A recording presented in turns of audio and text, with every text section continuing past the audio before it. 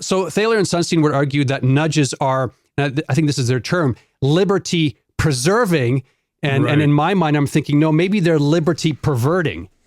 And so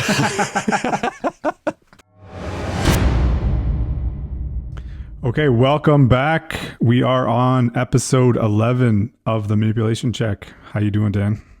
Doing very well today. How about you? I'm doing well too. We are going to continue. We're continuing our nudge series today. I think we have a series. Yeah.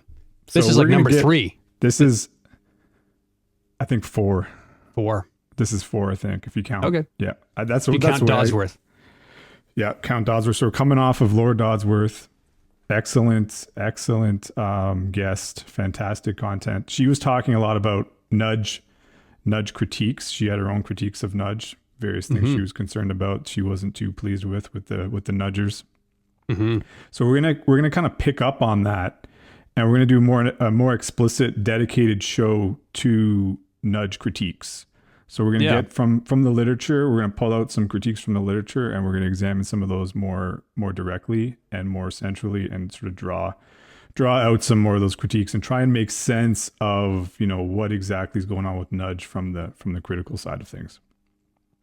It's actually got quite a big literature from a critique side of things. It's been kind of trashed and bashed almost since it came out, I would say.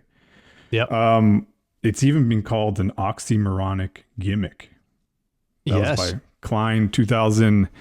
Was it 4 or 5? I think it was 4. Klein 2004. An oxymoronic gimmick. That's a pretty harsh critique there. It's cutting. So it's been critiqued quite a bit. So we're gonna get into some of that a bit more.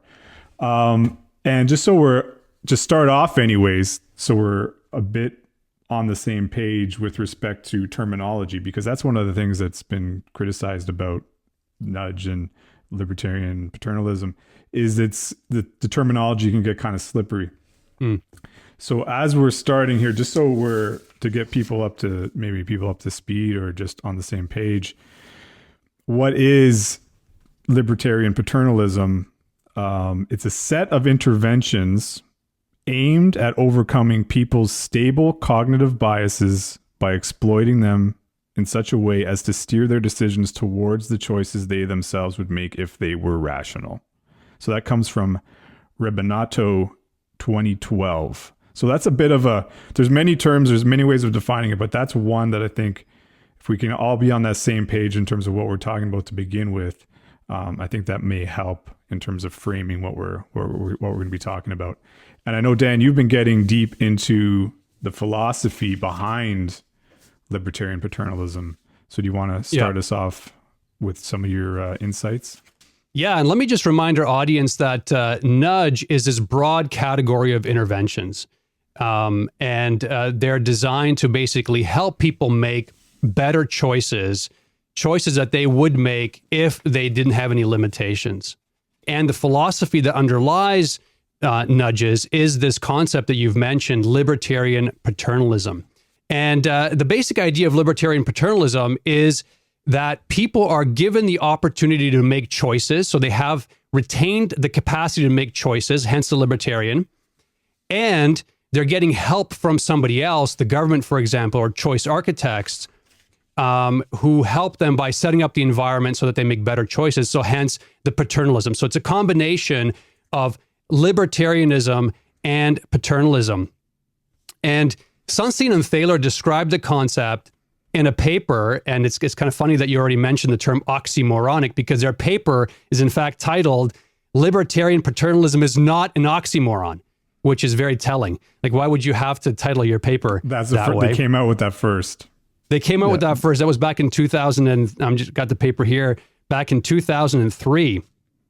Yeah. And right after that, there was a critique actually titled "Libertarian Paternalism is an Oxymoron, an essay in defense of liberty." Okay. You'd think that one would have come first, and then there would have been, no, it's not. Yeah, not that's right. But yeah, they came out defending it essentially. Came out defensive, yeah. Yeah, right from the get-go.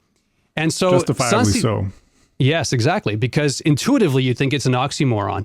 And in fact, that's how they set up the paper initially, their 2003 paper. they describe the standard way of thinking about libertarianism and paternalism. And here's a quote. Libertarians embrace freedom of choice, and so they deplore paternalism. Paternalists are thought to be skeptical of unfettered freedom of choice and to deplore libertarianism. According to the conventional wisdom, libertarians cannot possibly embrace paternalism, and paternalists abhor libertarianism. The idea of libertarian paternalism seems to be a contradiction in terms. So, on this view, both libertarianism and paternalism are mutually exclusive. You might even say opposite, right? You would almost say they're antonyms. Yeah. Right. Yeah. And if we were to draw this in a Venn diagram, we would draw libertarianism and paternalism as separate circles that were non-overlapping. Okay. Completely different concepts, antonyms perhaps. And so a policy could be consistent with libertarianism or paternalism, but not both. And so we can call this maybe the mutual exclusive view. And that's the kind of the standard view that would make you think libertarian paternalism would be an oxymoron. Yeah, now, that explains the oxymoronic defensive position right away. Exactly. You're putting these two things together that don't go together. Yeah, and they kind of start that way, right? They put it out there. But then they try to make a case that they've identified a series of interventions that are both libertarian and paternalist. So if we went back to thinking about this in terms of a Venn diagram, you would illustrate that with now the two circles, one for libertarianism, one for paternalism, now overlapping. And the place of the overlap, the overlapping region, would depict the interventions that are both libertarian and paternalist. Okay, and those would be libertarian paternalist interventions or nudges. So it's a Goldilocks. We got a Goldilocks zone. Yeah. And it sounds very reasonable, but let's think about this a little bit further. So one problem with this approach is that it involves a sleight of hand redefinition of both libertarianism and paternalism. They define paternalism as, quote, self-conscious efforts by public and private institutions to steer people's choices in directions that improve the chooser's own welfare.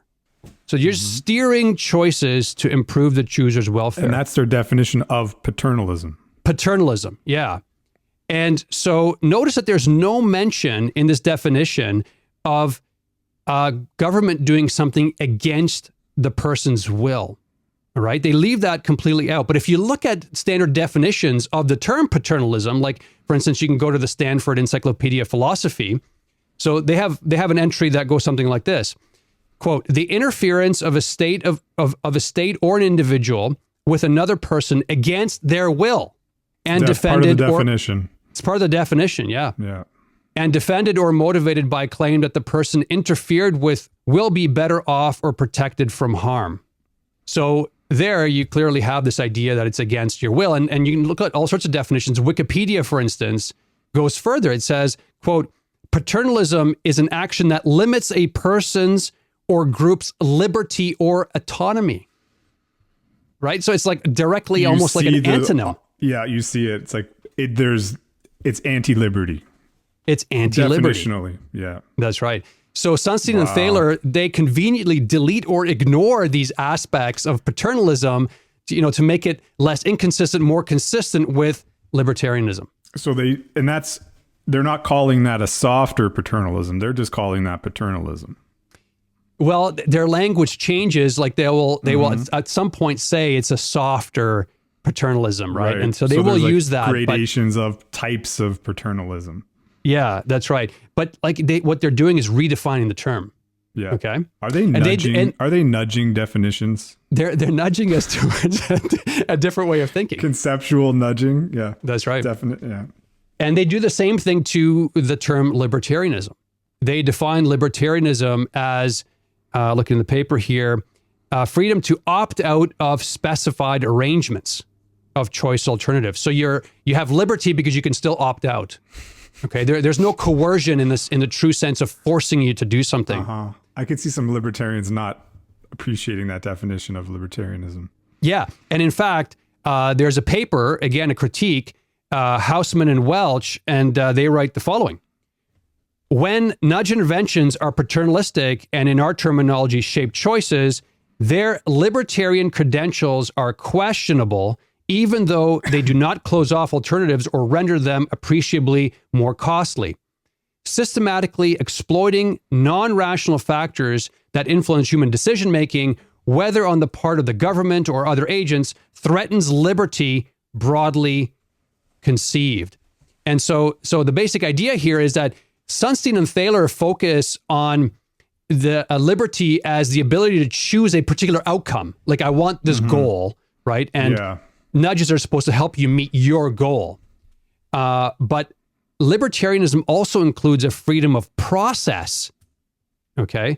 The process of making the choice, that you have to be free to make the choice and not be influenced by an external entity. Okay. Not be manipulated into making a choice, right? So it's the freedom of process. And so again, Sunstein and Thaler ignore the freedom of process. And I think they also ignore the idea that libertarians would certainly object to the scope of the interventions, right? Because nudgers, they want to intervene in all aspects of your behavior because you make bad decisions in all aspects of your life. Right, you limited, irrational.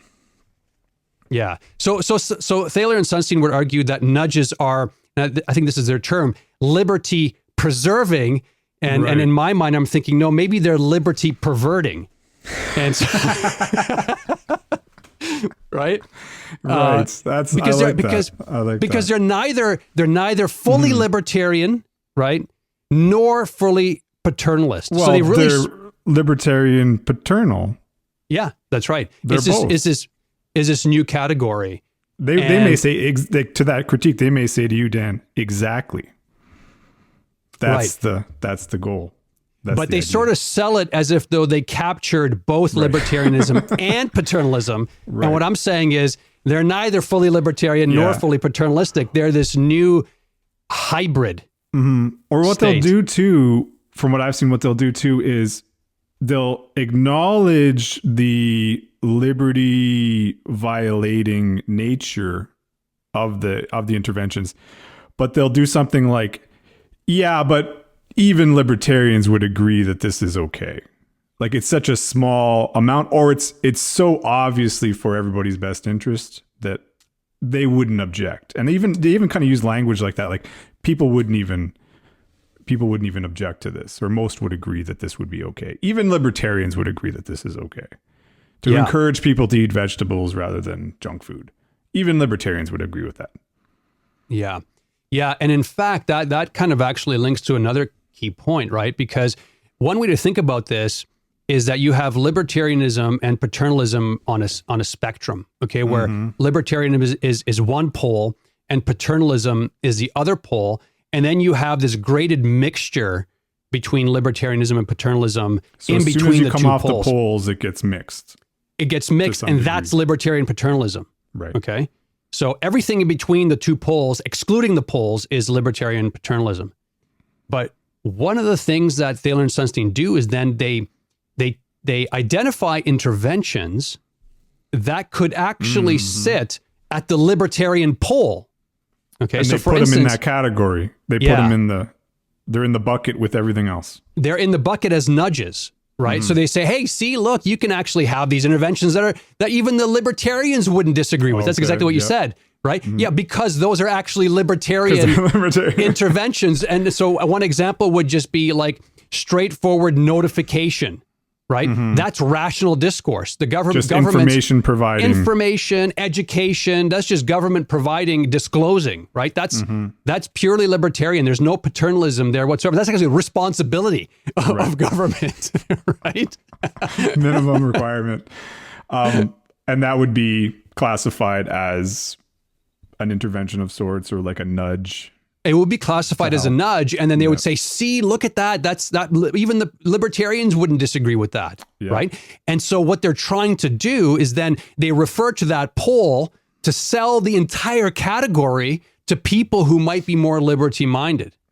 So what they're doing is essentially kind of nudging you into accepting this broader category, and because the category is, is such a rag bag of things that it includes some much more coercive things as well as these virtually completely so you'd have that on the things. other side. So let's say then in the event of a criticism, so a libertarian comes along and criticizes nudge, they could reach into the basket and be like, no, look, this is okay, right? You would agree with this, right? Okay, so that's now that you've agreed, let's move on. That's right. We're gonna set up the choices such that you're really going to be biased to pick the choice that we want, and they can go to the paternalists and say, see, this is quite paternalistic. You guys should love our category. And then we've even seen with some of the papers you brought up previous episodes where they're talking about the vaccine uptake, where you'll have a nudge authors, and then they'll talk about nudge, and then in the same paper they'll talk about mandates, how you'll need to go to mandates. So you get the full bore paternalism mixed in with the different nudges, so you can pull from the extreme paternalism side of the intervention basket as well. Yeah, and that's that. Okay, so this is a very important point, right? Because Thaler and Sunstein in their book, they will specifically say, okay, so here's actually I have the book here, right? So this is their recent edition of the book Nudge. That's the newest one, right? Yeah, the newest one. To count as a mere nudge, the intervention must be easy and cheap to avoid. Nudges are not taxes, fines, subsidies, bans, or mandates. Okay. Putting the fruit at eye level in a cafeteria counts as a nudge. Banning junk food does not. So what they would say is, no, nudges exclude the real coercion like a mandate. It doesn't include that. However, I think there is something to what you said that's very important, which is that what nudge seems to do, like once people buy into nudge, it's like I think we mentioned this in the Dodsworth interview, right? It's like a foot in the door. It's like an entry. And then you habituate to that level of paternalistic intervention. And then all of a sudden you're talking about these more extreme types of paternalistic interventions. And so now when people, they just talk about this very broadly, right? And they become very sloppy, and they will include, in fact, coercion and just call them nudges, right? Yeah. And it just becomes a conceptual distinction. It's like, well, it's not nudge, but we're going to do it. It's part of the suite of tools you could use. Of interventions, because we all agree that now governments ought to intervene and shape behavior. Exactly. Yeah, exactly. And then so where do you stop? Yeah. The nudge drug. It's a gateway drug. Yeah. And in fact, just I had a quote here in support of this idea that some of the things that they call nudges are in fact, or that they call libertarian paternalist nudges are in fact more libertarian. Hausman and Welch in their paper make this point, quote, libertarian paternalistic nudges are in many cases not paternalistic at all, but instead largely cases of rational persuasion. And so they would set apart this category of just rational persuasion, discourse, disclosure, education, and they would say that's a standard way of communicating among humans and between government and people, and that's not libertarian paternalism because it has no paternalism in it whatsoever. Right. And I just want to make one more quick point here. There seems to be a shift in the goalposts about how people define the goals of nudge, right? So the fundamental goal of nudge that Sunstein and Thaler would argue is that what you're trying to do with a nudge is help the person achieve the goal that they've defined for themselves. And in that sense, it's libertarian. The person is choosing the goal. And so we can look at some examples here. So, quote, our goal in short is to help people make the choices that they would have made. Okay, they would have made if they had paid full attention and possessed complete information, unlimited cognitive ability, and complete self-control. But then they change it a little bit. Then they say, okay, we're only going to really nudge you to this category that we call better off. Okay, right. So we're going to actually only nudge you to a subset of your goals, which are the ones that ostensibly make you better off. So here's another quote. The paternalistic policies that we favor aim to influence choices in a way that will make choosers better off. Okay, but again, they say, as judged by the choosers themselves, right? So it's like better off charged by the chooser themselves. But then they go off and completely neglect the issue of the chooser defining the goal, and they just talk about welfare in general. So here's an example.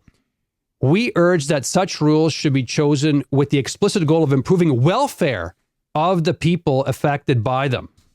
And then again, in other words, we argue for self-conscious efforts by private and public institutions to steer people's choices in directions that will improve the chooser's own welfare, right? So again, it's just welfare now. So It's now shifted. We're going to improve welfare. And then it seems to shift even more at times that it's now not just... They're nudging. Yeah. It's not just the person's self-defined welfare, but somehow it's like the welfare of the greater good, right? The welfare of the whole. Yeah. Yeah.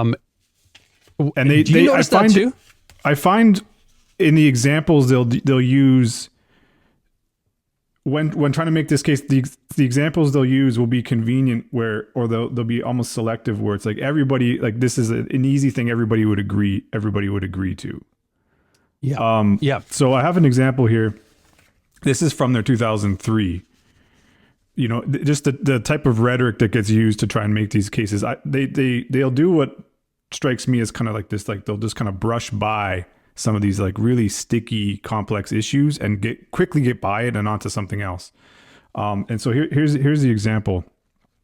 It's talking about the cafeteria example that they use. Where like, okay, how do you set up a cafeteria? Where do you put the food? How do you organize it? And it said, and they say, would many object to putting the fruit before the desserts at an elementary school cafeteria if the outcome were to increase the consumption ratio of apples to Twinkies? Is this question fundamentally different if the customers are adults? If no coercion is involved, we think that some types of paternalism should be acceptable, even to the most ardent libertarian. We call such actions libertarian paternalism. And then they'll get on with something else. So it's like, now that we all agree that this would be okay, let's talk about something else. It's almost like, here's an analogy. Tell me what you think about this. It's almost like we say, okay, look, everybody agrees that if you do bad things, you should be punished. Right. And everybody agrees that the worst thing you do, the worst punishment there should be, right? You should get more severe punishments if you do worse things. So everybody agrees with that. And everybody has seen people do bad things. So people do bad things all the time. Now that we got that out of the way, let's talk about what punishments we got to start administering to people. Right. So what's the punishment for when somebody punches somebody in the face? Right. Well, then if they punch them in the face, the punishment could be, whatever. And now you just get on with the business of allocating punishments. And you just kind of brush by. Everybody agrees with that. Everybody agrees with that. Everybody agrees with that. Now let's get into what do we do when people do bad things? Right. And then at that point, they can expand the category to include also things that people might not all agree on initially. Right. And you ignore all the complexity and nuance. So what was the context? Somebody got punched in the face, but did they get punched in the face because somebody punched them in the face first? Who's allocating? Who's deciding? Who's administrating this justice? So you get rid of all that complexity and you just get on with the business of, okay, we get the experts to decide on what the punishments are going to be. And you take out all the nuance. Yeah, so they're using an example that everybody would agree with, very close to the libertarian side. right. Or value side, or like it takes out a lot of that nuance. Like, you're not going to have issues of, maybe people being allergic to fruit. Maybe there is, but it's like, it doesn't come top of mind. Yeah. So it's a very simple example, convenient example that you can kind of then get on with what you're trying to argue, and not get bogged down in all the things that are necessarily important to talk about, and make the ideas themselves intractable in reality or problematic in reality. Yeah. Does that make sense? Yeah, totally. Yeah. No, the examples, the examples are very key here. And in fact, in their 2003 paper, they start with a couple of examples. And then they get into it, right? Yeah. And you're right. That itself is actually the technique of anchoring, they're anchoring you to some way of thinking about it. Yeah, right? It's almost like and then you work from there. Yeah, it's like it's almost like a persuasive technique, even, where you're like, you get people to agree, get people to start saying yes, and then you move them along to the next thing. So you set low bars to agree to, and it's very quick. They're very smooth operators with some of the structures of their arguments, I think. There's one example I have here too. Let's see if I can pull it up. This is from actually, no, I don't have it in front of me. It's on a printed piece of paper. There's this type of argument where it's everybody agrees with this. Now we can move on. This is in response to a critique of nudging from nudgers. This is from the Behavioral Public Policy blog. It's a compliment to another journal, and Thaler is responding to Lowenstein and Nick Chatter, who had a paper where they're kind of critiquing nudge or putting some limits on nudge. So it's a rebuttal of sorts or response to this paper. And at the end, in the conclusion, we see this tendency again where it's, so here's the statement. Of course, we should use all, so emphasis on all, we should use all the tools of social science, including traditional neoclassical economics, to address societal problems. Indeed, I know of no one who disagrees with this view. As to whether pure nudges should be replaced, and it goes on.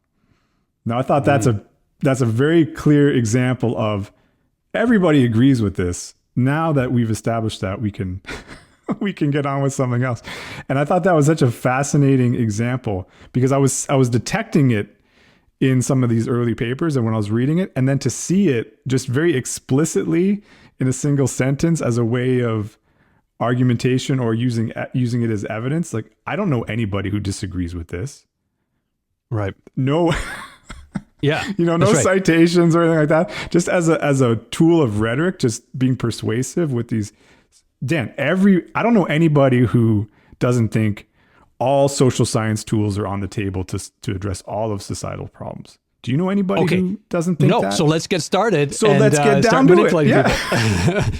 But it seems like a slippery slope, not the slippery slope fallacy, because what he's doing is introducing an idea, and then he takes the next step. He moves down the slope a little bit more, right? Yeah. He says, okay, now that you've accepted this move, let's now go to the next move. Yeah. Yeah. And then we're maybe down, there's another moving quick, down. easy one to agree with, and now you're off. Now you're into the weeds of some interventions and what have you.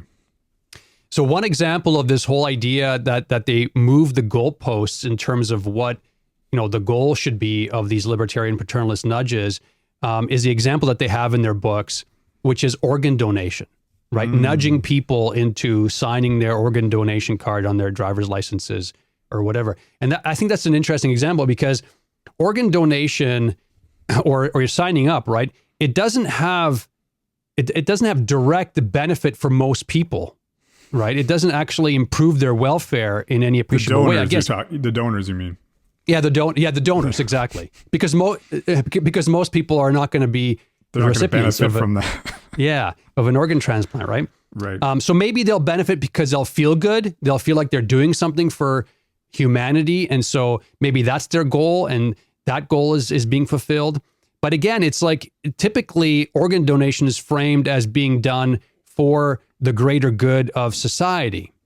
So the person's personal goal, their own utility, is only really tangential or indirect, or at least very low probability, right? But again, that'll be used as an example of how nudges could be used to promote organ donation. And so there, the focus isn't just on the person's own sort of welfare. And by the way, the definition, I have to be very clear here, of welfare, it's in terms of hedonism, really. It's the pleasure principle, right? That whatever's going to maximize the person's pleasure, that's actually typically, and avoiding pain. That's typically, this is John Stuart Mill. He's got, several books, right? One is On Liberty, but then he also has another book in here, Utilitarianism. And the basic idea there is that people should make choices, as a society, we should make choices to maximize the greatest amount of pleasure for the most people. It's the standard happiness principle or pleasure principle. And so that's what they have in mind is that there's a standard that's set there, which is that the people ought to be some sort of optimally computing pleasure machines and make decisions to maximize their quote unquote utility or pleasure. And if they make choices that don't fulfill that goal, then they're somehow seen as making a bad choice. Mm-hmm. So now that seems to be at odds with the cafeteria examples with the vegetables, for example. That doesn't seem, if you're talking about, maybe it's the definition of pleasure or hedonism, but desserts, Twinkies versus grapefruit. Well, so one's that more would pleasurable. Yeah, well, we would have to go down the rabbit hole on utilitarianism, but because the concept of utility really undergirds the economic models, right? Like people act to maximize their utility. But in this case, pleasure cannot just be defined very simply as like the sugar on your tongue. So right? It would be your health in the long run, your vitality, etc. That's right. So now could that then also be applied to the organ donor example? So the math on that would just be kind of extrapolated out to it's in your best interest in the sense that if everybody else is doing this, now you're in a society where if something were to happen to you, you'd probably be able to get a organ. Yeah, that's right. Yeah. So that's the indirect benefit, right? It could benefit you for sure. Right. And maybe it doesn't cost you anything because you're giving the organs presumably after you're dead, right? Hopefully. Right. But those are those details, right? Those are those details. You got to work out those details. That's right. But that example is interesting still because the benefit for the individual isn't, high probability, clear cut, obvious, right? But it's still seen as we're doing it for the person's own good as they would define that good. It's kind of like, well, okay. Or welfare or something like that. Yeah. So we're not sure quite exactly what the goal of this is. Exactly. But and then who decides? Exactly. Yeah. What is good for people? So one of the big problems is that, you might not, well, let's take the cafeteria example. You might not even really be a good judge of what is ultimately good for you. Mm-hmm. Right. So we might have to help you there too.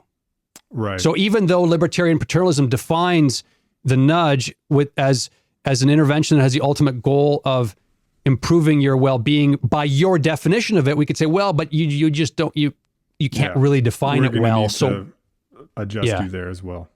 So now it's like, who gets to decide these things, right? Yeah. Mm-hmm. Exactly. And who got to decide during the pandemic? Mm-hmm. Yeah. Absolutely. Was everybody given the choice themselves as to what they were going to do without being penalized? Well, if you make the right choices, then you don't get penalized. That's right. If you make the choices that we decide are good, they're good choices, the right choices. Well, everybody would agree. Anybody looking at it would say, obviously, this is the way to go. Right. And if you don't agree with that, then you have some limitation, cognitive limitation. You're just not seeing it right. You have some thing that's getting in your way, that's preventing you from seeing it the way you should be seeing it. It's some kind of maybe error. you're irrational. You're irrational. Jeff, tell me about this irrationality thing.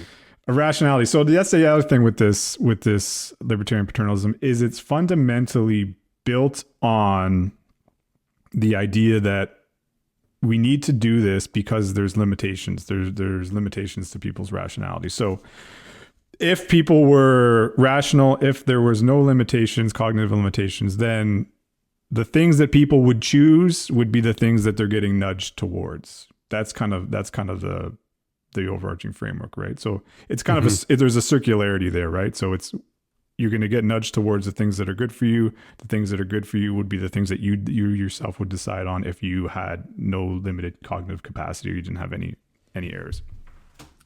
And this is a real foundation of libertarian paternalism, right? And as far as critiques go, there's one researcher, so a psychologist, Gigerenzer. For my money, I think he's done the most comprehensive takedown of nudge, I'll call it. So he talks about basically almost all aspects of the approach. So he'll talk about a bit of the ideology. He'll talk about the terminology issues. But one of the things he does really good is he really goes at this assumption of irrationality. And he's a psychologist, he's a decision-making researcher. And he really picks apart this idea that people are innately irrational and that people actually do need these helps and that there are these limitations. So one of the things with nudge is that it's not that necessarily just that people are irrational. So it's not like newsflash, guess what? Sometimes people are irrational, we need to help them.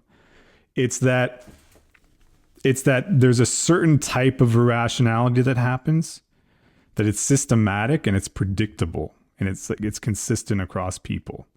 So it's not random and it's not like an irrationality that somebody makes a mistake. So it's not mistakes. It's a consistent, systematic tendency to err in certain kinds of ways. Does that make sense? Yep, that's right. Predictably irrational. I think that's a title of a book by Dan Ariely on the topic. That's a fantastic term. So one example of this that gets used by the nudgers is framing effects. Gigerenzer does a nice explanation of framing effects. And so the idea there is, so a definition of a framing effect, I have one here, is it's wherein an individual's choice from a set of options is influenced more by how the information is worded than by the information itself. So framing effects suggest that individuals are generally affected by systematic deviations from rationality. So the idea there is there's an equivalence, there's a fundamental factual equivalence to something. Depending on how I word it towards you, it can alter how you respond to the question. Mm-hmm. So an easy example of that is, Dan, do you want this glass of water that's half empty? Dan, do you want this glass of water that's half full? So in both examples, there's an equivalence. They would call it like a logical equivalence, in that the amount of water in the glass, there's like a symmetry. It's the same amount of water. How I phrase it to you, if you're rational, Dan, it's not going to affect how you're going to respond. It shouldn't. Yeah, it shouldn't. That's the mathematically idea, right? equivalent. Mathematically, exactly. So that's where if you're logical, you're not going to be affected by these irrelevant things, these presentational things that come along with the question, right? They're superfluous. Exactly. And if you consider that information, you're being irrational. Mm-hmm. Mm-hmm. And much of the rationale for nudge is built on the fact that there are these framing effects, for example. There's other biases too. Right. And they'll use the example of like visual illusions. So people will fall for visual illusions, and when people fall for rational, there'll be rational limitations, just like there's visual illusions. You can't help yourself. You get affected by these things in a systematic way. You shouldn't if you're rational. So we need to address it with nudging. So there's an equivalence. So a classic example is this issue of, okay, so you're going to go in for a medical procedure. Depending on how the doctor frames it to you with respect to either the survival rate or the mortality rate, it could affect whether or not somebody's going to want to go for this hypothetical surgery. So the example there would be, Dan, do you want to get your tonsils out? There's a 90% survival rate.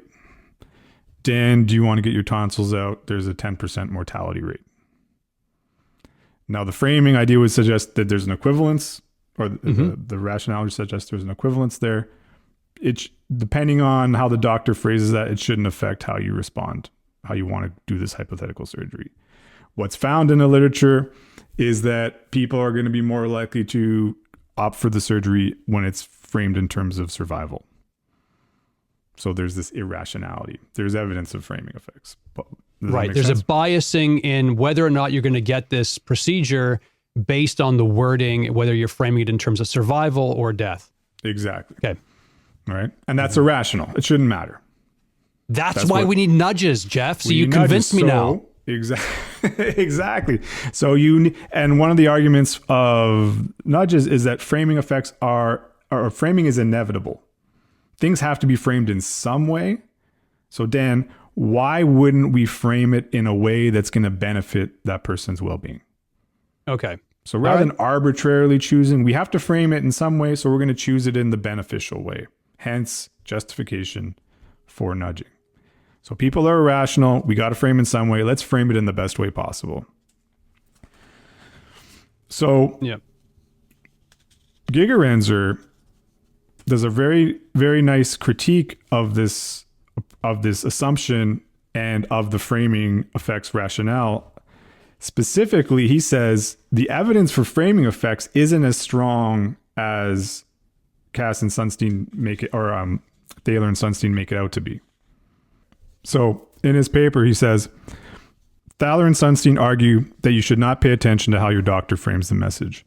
Citing a single study, they asserted that in numerous experiments, people react very differently, even though the content of the two statements is exactly the same. So Gigerenzer highlights that Thaler and Sunstein cite a single study to support the framing effects argument. Mm-hmm.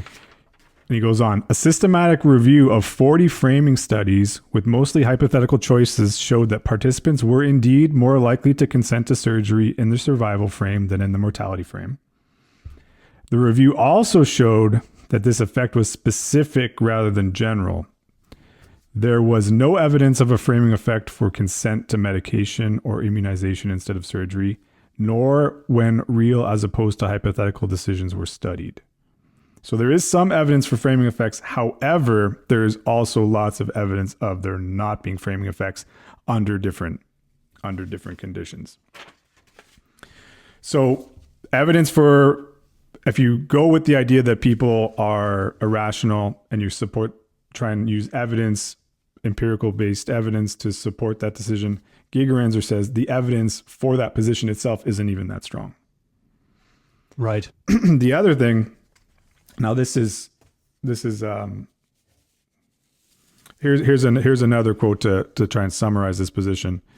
The dismal picture of human nature painted by behavioral economists and libertarian paternalists is not justified by psychological research. So that's Gigerenzer. Rather, it is largely the product of narrow logical norms of rationality and selective reporting of the psychological literature. So that's pretty strong criticism. One of the other things that's quite interesting about Gigerenzer's critique of nudge is that the framing effects literature is arguably misinterpreted, in that the framing, this is I love this argument, that what happens with framing is the framing actually leaks information to the person responding to the scenario. So it's not neutral, in other words. It's not neutral. Thaler and Sunstein make the assumption that the superfluous information is truly superfluous. But you're saying, actually, no, it contains useful information when these framings are included in everyday life. So, Dan, do you want a cup of water that's half full? Dan, do you want a cup of water that's half empty? Logical equivalence, psychological inequivalence. So Dan, do you want the half full glass or do you want the half empty glass? I'd go with the half full because it might be that one is full more often. Or that one started out full. It started out full. Whereas the other one, maybe it never gets past half. Never gets past half. Maybe I drank some of it and then I'm going to pass it to you. So exactly. So there's additional information that's being conveyed to the responder with the choice of frame. So the idea the doctor one is better, I think, right? As an example, because when the doctor frames it in the survival frame, you infer that maybe he's recommending this to you. Whereas if he frames it in terms of the death frame, you're thinking to yourself, okay, he's really trying to highlight the danger here. Maybe I shouldn't be doing this. It goes even more sophisticated than that, in that the survival frame articulates another reference point. Okay. It's leaking information that you're more likely to survive if you do the surgery versus don't do the surgery. So one of the things that Gigerenzer points out is what's missing in these frames, in these frame paradigms, is the additional information about what's the survival rate if you don't do the surgery, what's the survival rate if you do the surgery. And what happens is a key piece of information. You need that information. Yeah. And what he's saying is, or what the implication is that when there's a choice of frame, that the frame choice leaks information about that key information that people need. So then what people do is they're switched on, they recognize that, and they use that information to make their decision. Because a choice is being made. Why is he saying survival and not death? Okay, so there are a couple of very interesting points here, maybe worth highlighting further. One of them is that it seems like the experiments that support irrationality or the conclusion of irrationality are based on these laboratory fabrications. Like you extract out of context, you make these claims. So it's artificial. These experiments are artificial, right? Yeah. So that's number one. It's all hypothetical scenarios. Yeah, that's right. So they're artificial. And then based on these hypothetical artificial scenarios, the researchers infer a particular standard, right? And that standard would be this, what they call homo economicus, or economic man, who is just ignoring all irrelevant information and just basically mathematically crunching the probabilistic numbers, and then choosing the most optimal outcome to meet their utility goals, right? Their utility goals, the pleasure principle, or whatever that goal is supposed to be.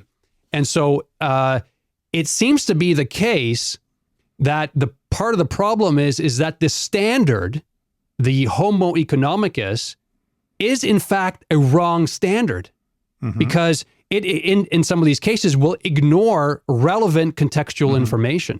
Yeah. So it's bizarre. So let's just think about this, because that means that these behavioral scientists are maybe kind of flubbing it in several different ways, right? One of them is they create an artificial scenario, and then they apply not only an unrealistic standard, but one that actually isn't even as good as the human performs in the real world. Yeah. That's shocking to me. And there's also an element too of being somewhat tricked by their own paradigms. So another example that's used to show the framing effects is one where there's multiple options presented, and there's one that has certainty and there's one that has some uncertainty in it. And one of the things that ends up happening with this paradigm specifically is that there's a lack of equivalence between the two options when there's risk, or when there's uncertainty, and when there's certainty. In that, what ends up happening inadvertently, let's say, with these paradigms is under one of the conditions, complete information is provided to people. Namely, they're given the probability of living and dying. Whereas in the other one, they're only given the probability, let's say, of dying. Or in the other one, they're just given the probability of living. So there's a confound in the manipulation across these studies. And what ends up happening is you find that when there's complete information provided across those manipulations, the framing effect goes away. Supporting the idea that the framing effect is due to people inferring that there's an asymmetry in the information being provided for a reason. Namely, it's leaking information to you about what's going on with the base rates, let's say. So the recommendation there, if you take this very seriously, might be not that you ought to use framings to nudge people to a certain outcome, but rather you should just disclose all the information. You don't Which is not a nudge.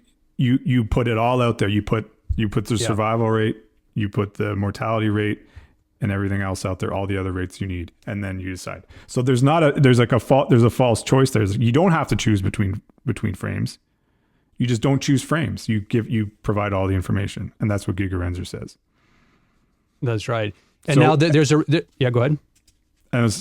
I'll say, and you mentioned it earlier. So what ends up happening is the interpretation here, or the extension here, is not that, oh, look how irrational people are, they're falling for these framing effects. It's look how intelligent people are, pulling in this extra information, using it to inform their choices. And this idea that they're doing this irrationality, the systematic irrationality. They're always making the same mistake. They're falling for this framing bait. That's actually people using additional information in their environment to make a better choice, to be rational in a different kind of way. So they're meeting a different definition, different definitional criteria for rationality. They're not doing just the mathematical equivalence rationality. They're using social information, using their environment, making decisions. And that's what I think what people would call, or Gigerenzer would call, ecological rationality. Mm-hmm. So where there's a fit between the environment and your mind in terms of how you're making decisions. Yeah, so people are certainly not, or don't seem to be, as irrational as Thaler and Sunstein and other behavioral scientists would have us believe. Or it's based on your criteria for what rationality is, right. Yes. Yeah, that's right. Yeah. So here's a quote from, and I'll let you get in. Here's a quote from Gigerenzer. In these situations, framing effects clearly do not demonstrate that people are mindless, passive decision makers, as Thaler and Sunstein asserted. In fact, the art of reading between the lines is more cognitively demanding than the narrow logic of descriptive invariance. After all, computers have no problems mastering logic, but still struggle with understanding natural language. Yeah. Yeah. And this is why actually they're starting to use AI to try to match human intelligence. And the AI has to be trained through a lot of exemplars, right? Mm-hmm. Because it's got to gain that ability to read between the lines, as Gigerenzer says. So yeah, these very simple computations, these mathematical simple models don't seem to capture something that's actually, that people are able to do very well in the real world. Yeah. That actually help them make good choices. Yeah. And it was they don't necessarily do it consciously or thoughtfully. It's like the people pick up on it and they do it naturally. Mm-hmm. This is I got to go on this tangent for a second here. It's related to another criticism that's leveled against libertarian paternalism, and that is that directing people's choices like this, it interferes with natural, spontaneous choices and interaction in society when you start to try to curb people and manipulate them into certain outcomes, right? And it was Friedrich Hayek actually who makes this point. So he was, I guess he was actually a Nobel Prize winning economist as well. And he made the case that there is some incredible value that emerges out of allowing people to have truly free associations with each other, and to freely act. Then you get this spontaneous creativity that actually allows for progress in society. And his argument is that if you constrain people too much, and I guess we could apply that to it, actually, Wiesel applies this to libertarian paternalism.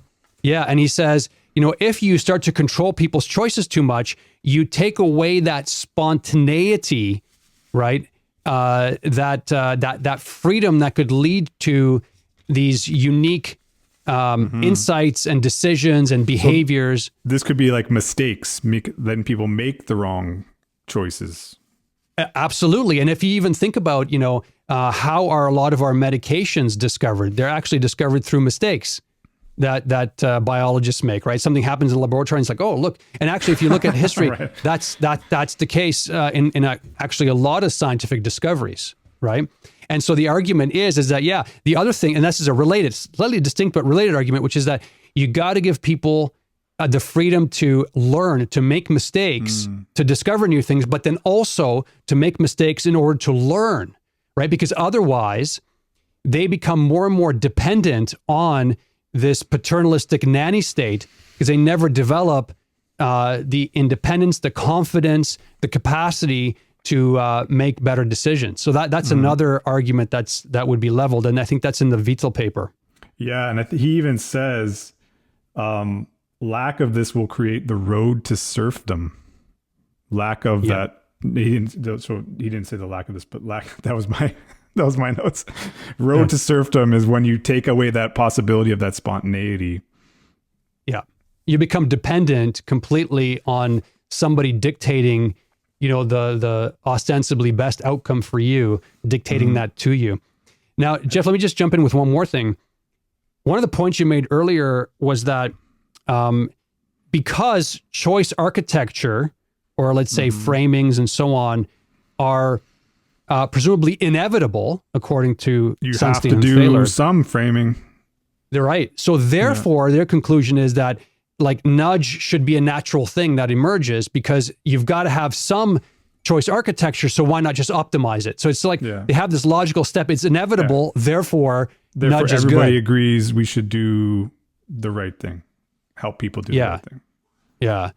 And so I guess one argument against that, and I'd like to get your thoughts on this, but my argument against that would be, well, it might be inevitable that there are framings, or that in some cases there is a choice architecture that'll bias you somehow.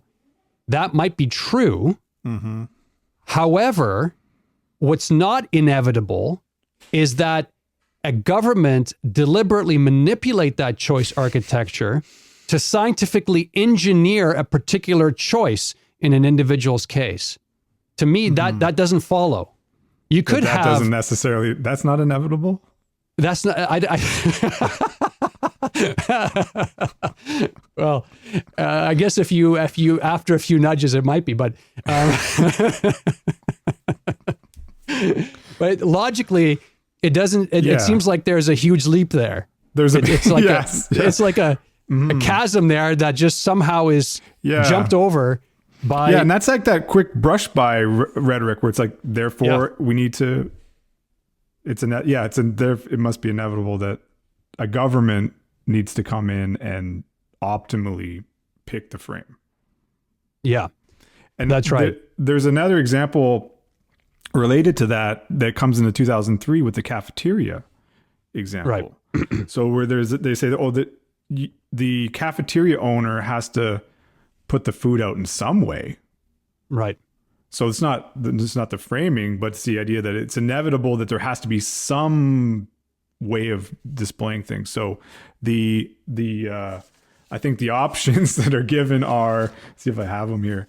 One is they can be arranged so that here it is. The choice could be made so that she thinks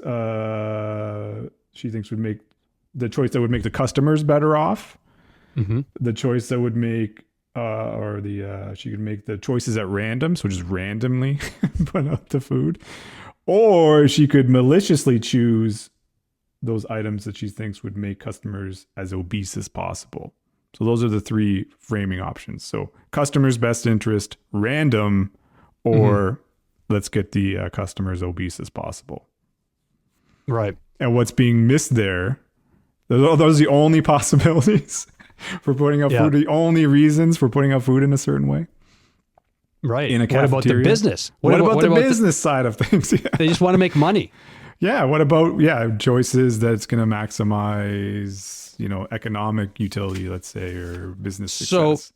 So there, Thaler and Sunstein would say, see, nobody's going to place the items at random. Mm-hmm. They're going to place them with some intention. Yeah. Therefore, it follows that we should always make sure it's a paternalistic intention. Right. And everybody knows what's in the best interest. And everybody knows what's in the best interest, blah, blah, blah, blah, blah, right? Apples over Twinkies. It's obvious. Now let's get on with. Right. And else. That's right. Well, here's the interesting thing. And I think Vitol talks about this. He says, well, in the context of the cafeteria, which is like their starting example, right? You can't consider that libertarian paternalism, okay? Because if it's a private cafeteria, it's not paternalistic because there's no government actor, right? It's just a company. And so some people might say paternalism could apply to companies as well, but in the strict definition of libertarianism, it's about government having the control, right? Okay. So If it's a private company, then it's not paternalistic, so it can't be a libertarian paternalistic type of an intervention. If it's a government-run cafeteria, well, Vidal would say that a libertarian would argue that there should be no such thing. There's no such thing as government cafeteria. There should not be such a thing as a government-run, right? So again, it's not libertarian paternalism because that's just paternalism now. That's too much government intervention, right? Yeah, so again, it shows you how they use an example, right, that doesn't actually fit into libertarian paternalism, but also they use it very cunningly because, as you say, they use one that most people wouldn't disagree with. Well, of course, we should, promote vegetables or fruit over junk food, Yeah. So those are some pretty different critiques. We got the philosophical foundation. We got some of the assumptions with respect to the psychological literature, the inevitability argument. Is there anything else you want to toss in there? Well, I think we're maybe running out of time here. But one thing that would be worth discussing at some point is that in this whole nudge system, there's a lot of responsibility that falls on the so-called choice architects, the people who make the decisions with regard to how to organize your choices. You mean the benevolent, how to nudge you. The benevolent architects? The benevolent architects. And the question that I would have is, can we trust these benevolent architects? And it's interesting because Thaler and Sunstein, they kind of make the case that even if we couldn't trust them, nudges are supposed to be so soft that even if they get it all wrong, it wouldn't be that big of a problem, right? Because you still preserve constrained. Coerced. You're fully free to choose. Yeah. Mm-hmm. But the point is that if you're going to have choice architects in the first place, you're assuming that they are having an impact, right? So no, right? So therefore, if they screw it small up, impact. Oh yeah, it's small. But then you have a whole series of nudges, right? And that's actually the big concern is that the understanding of the human irrationality is such that we are so irrational that we need help in so many aspects of our lives. It's inevitable, in fact, that we should be nudged everywhere in all sorts of decisions, right? About what toothpaste you should use all the way to, what medication you should use and what you should do with your spouse, right? Like they got to control all of that because we're just so irrational. So the scope is huge there. And so can we trust these choice architects to make the right choices or to guide us to the right choices every time? And that maybe that's a whole big other issue. Yeah. But I worry that actually there are problems and the choice architects themselves, for example, one being the choice architects themselves are fallible, right? Yeah. And secondly, presumably there are people too who would, if you follow the rationale, they would be subject to all the same limitations that are necessitating the implementation of this in the first place. Yeah, that's right. And actually, Thaler and Sunstein deal with that here. Just give me 1 second. I'm going to just find here. Yeah, so I found it here. So they acknowledge, Sunstein and Thaler do, at least Sunstein does, acknowledges that these choice architects do make mistakes. And he actually even identifies potentially a big mistake. Listen to this one. So he's concerned about the possibility that government bureaucrats might experience what he calls anticipatory availability bias. Anticipatory availability bias, okay? Which entails, quote, an anticipation of a terrible outcome and of being blamed for such an outcome, okay? Which then can, quote, affect the official's judgment, okay? So basically, the idea here is that a choice architect might be freaked out about a potential outcome and being blamed for it, and that might determine how they nudge people. I mean, so have we seen? We need nudgers for the nudgers to make sure they're in line. Maybe, but think about this. But think about this anticipatory availability bias in the context of the pandemic. Isn't that prophetic? Because he wrote this, before. Actually, he wrote this before, because he has a book, by the way, Why Nudge, and he defends libertarian paternalism. It's called Why Nudge: The Politics of Libertarian Paternalism, and I think I pulled that out of there. The anticipatory availability bias. Think about the pandemic, right? Imagine a lot of people did die from COVID, and you were the person responsible for the intervention, and you did nothing. That would be the worst outcome. By. Yeah. So then you're going to be like, well, we got to prevent that. Yeah. Let's start doing the nudging. But now you're no longer doing, what might be in the person's best interest. You're actually, as a nudger, doing what's in your best interest. Your anticipatory, your prediction. Yeah. So, and I believe there's a lot of that because people who are responsible for interventions, they're very risk sensitive, right? Like they become oversensitive. They think of a possible danger, and for them that becomes a lot more likely, right? Because they made it available in their mind. Yes. They think this is a very likely outcome. Now we got to implement an intervention to prevent that outcome. So that's probably going on quite often.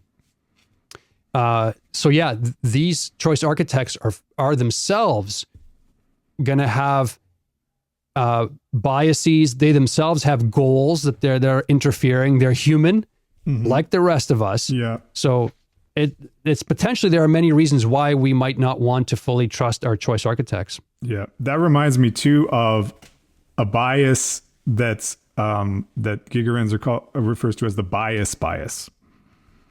So there's like a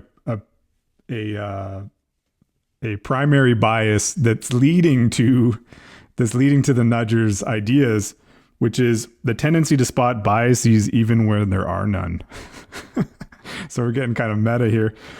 The idea is it's a bias to recognize bias when there isn't bias. Right. Which is partially responsible for the creation of nudge in the first place.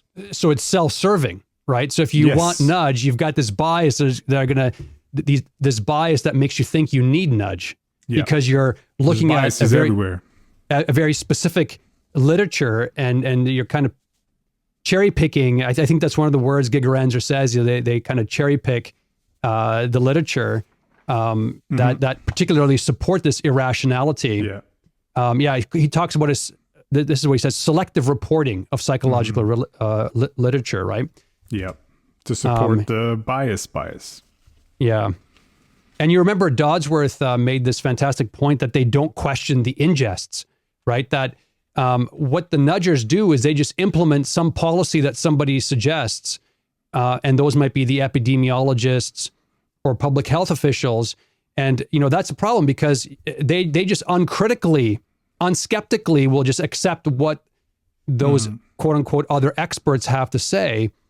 And most often, behavioral scientists don't have a strong background in some of these other fields like epidemiology or biology, physiology, and so on. And so they just blanketly accept whatever they're told and then use that as nudges. So that's a real problem because there's no checks and balances, especially if what we see is this collusion among the different epistemic authorities, right? They all start working together. And we saw that during the pandemic.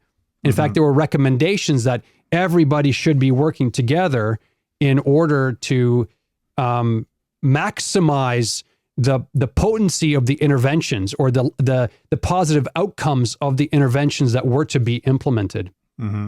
So when you have these nudgers being unskeptical and just blindly accepting things and then nudging people, that's also very dangerous. And there's this assumption too, and it goes back to that quote I read earlier from that we should use, that everybody agrees, where is it here? So we're almost, of course, we should use all the tools of social science, including traditional neoclassical economics, to address societal problems. So we use all the tools at our disposal to solve our problems. So in the context of the pandemic, all things are on the table. It's such a serious problem without any recognition that maybe some things don't require or aren't suited for a social science toolbox. Right. And that it's not all things, we should throw all things or all things around the table to solve all problems. Right. That may actually be quite a foolish, that might be quite a foolish assumption. Like if you were to draw an analogy, if we're going to play the analogy game here, say, okay, well, my lawnmower is broken. I'm going to use all the tools I have in my house to fix my lawnmower. Yeah. So I'm pulling out the table saw. I'm using all the tools. This is going to go great. I'm going to solve this problem easily because I'm going to throw all the tools at. Like, no, I could actually risk making it quite a lot worse. Yeah, by pulling out the wrong tool for the wrong problem. Yeah. So I think there's that I think that's an assumption that needs to be questioned as well. That these just because we have these levers we can pull on, these psychological behavioral levers, doesn't necessarily mean by doing that it's going to make it better because it's a tool and we have a problem to solve. Yeah, that's right. Yeah, all tools. And the point I made just before that, which is all epistemic authorities working together, colluding together. These could be very actually dangerous sorts of things. Yeah, and while you were talking there, I pulled out the quote about the colluding epistemic authorities. This is from a paper published several years before the COVID pandemic. Okay, quote, consistent with the World Health Organization's agenda on health promotion, WHO 2009, behavioral economics research suggests that to address comprehensively a health issue such as under-vaccination against the flu requires a multi-sectoral approach that includes coordination among several actors such as the government, the health sector, the media, and perhaps industry and voluntary organizations, end quote.